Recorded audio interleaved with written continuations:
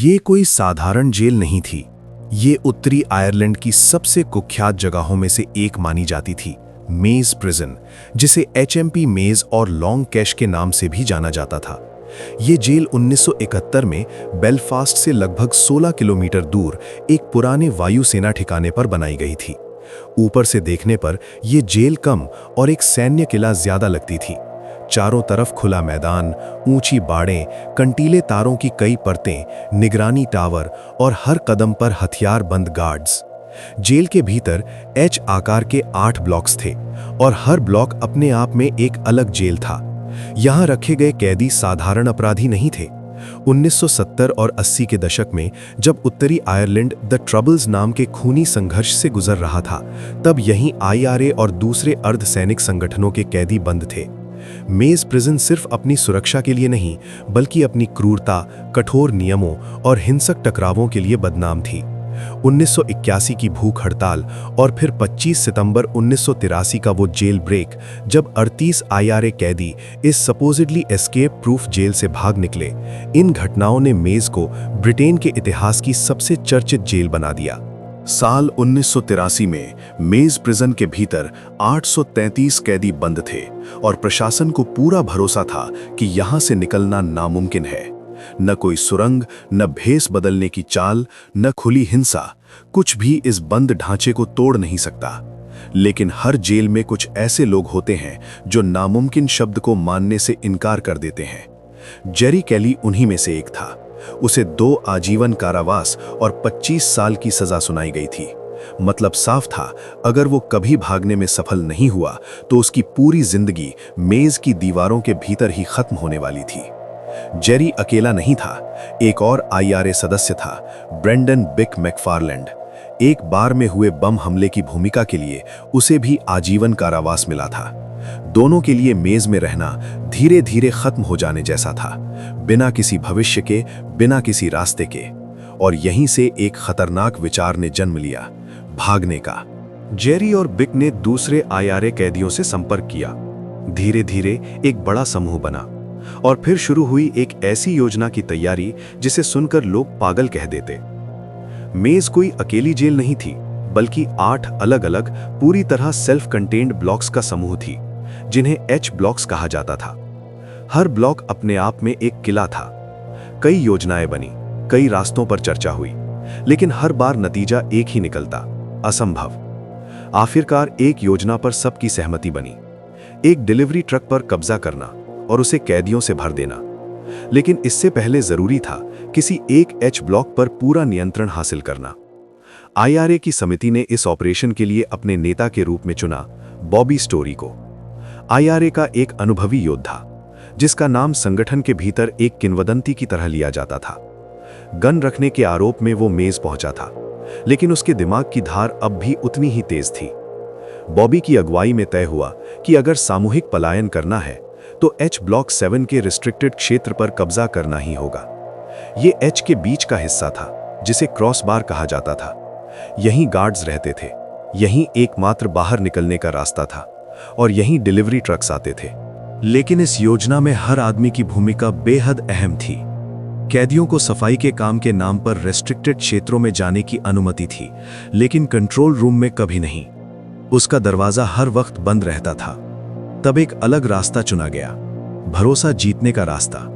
हफ्तों तक IRA कैदी गार्ड से असामान्य रूप से अच्छा व्यवहार करने लगे। बातचीत, शालीनता, सम्मान।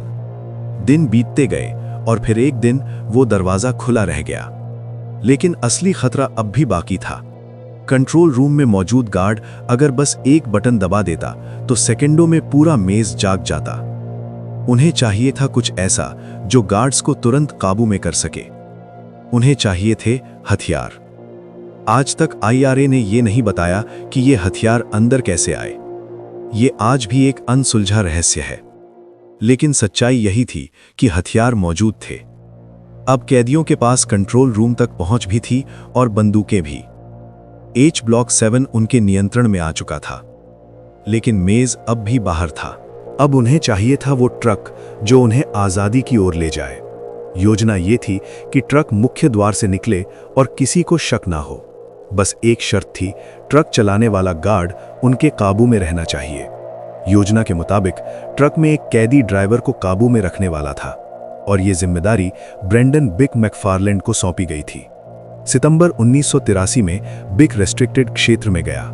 चारों तरफ नजर रखी, सब सामान्य लग रहा था। फिर एक शब्द गूंजा, बम्पर। फर्श चमकाने वाली मशीन का नाम। लेकिन उस दिन यही शब्द इतिहास बन गया। जैसे ही ये बोला गया, हर आदमी हरकत में आ गया। बॉबी स्टोरी ने अपनी बंदूक निकाली, सिर्फ प्रभाव के लिए उसे कॉक किया और धीमी आवाज में गार्ड्स को जमीन पर लेटने का आदेश दिया।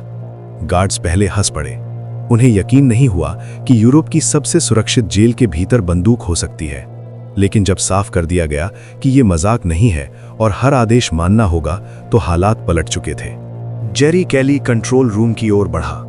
उसने ग्रिल के भीतर बंदूक डालकर गार्ड को बताया कि ये IRA का ऑपरेशन है, बंदूक असली है और अब हर आदेश बिना सवाल माने जाना होगा। गार्ड जमीन पर लेट गया। पकड़े गए सभी गार्ड्स को एक क्लासरूम में बंद कर दिया गया और जरूरत के मुताबिक उनकी वर्दियां ले ली गईं।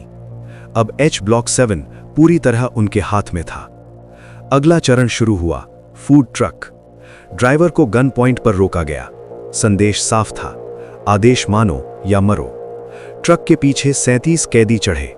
अब यही ट्रक उनकी आजादी का साधन था। ट्रक मुख्य द्वार के पास सिक्योरिटी बिल्डिंग तक पहुंचा। वहां गार्ड्स की वर्दी में 9 कैदी नीचे उतरे और गन पॉइंट पर जरूरी पास हासिल किया। लेकिन तभी एक ऑफ ड्यूटी गार्ड ने कुछ गड़बड़ देख ली। सीटी बज गई। अलार्म। बिक मैकफार्लैंड तुरंत बॉबी स्टोरी तक पहुंचा और बताया कि अलार्म बज चुका है। बॉबी का आदेश छोटा और सीधा था, गेट तुरंत खोला जाए। यही मूल योजना टूट गई। ट्रक से सिविलियन कपड़ों में कैदी कूद पड़े।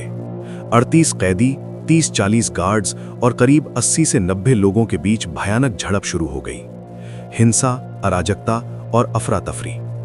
किसी तरह मिलिट्री फेंस पार की गई और उसके बाद कैदी अलग अलग दिशाओं में बिखर गए। लेकिन ज्यादा देर नहीं लगी। चेक पॉइंट्स लगाए गए, खबर पूरे देश में फैल चुकी थी। ब्रिटिश गवर्नमेंट की पहुंच आखिरकार जेरी केली और बिक मैकफार्लैंड तक पहुंची। दोनों को एम्स्टर्डम में पकड़ा गया और वापस मेज भेज दिया गया, उसी H ब्लॉक में जहां से वे भागे थे।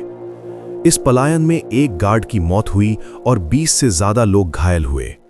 ये कोई रोमांचक कहानी नहीं थी, ये एक हिंसक और दर्दनाक एस्केप था। बिक मैकफार्लैंड 1997 में आखिरी बार मेज से बाहर निकला। जेरी केली 1989 में रिहा हुआ। बाद में वो एक राजनेता बना और 1998 के गुड फ्राइडे अग्रीमेंट में उसने द ट्रबल्स को खत्म करने में भूमिका निभाई। साल 2000 में मेज प्रिजन बंद कर दी गई। ज्यादातर ढांचा गिरा दिया गया, बस एक H ब्लॉक बचा, इस उम्मीद में कि कभी ये जगह शांति के एक संग्रहालय में बदलेगी।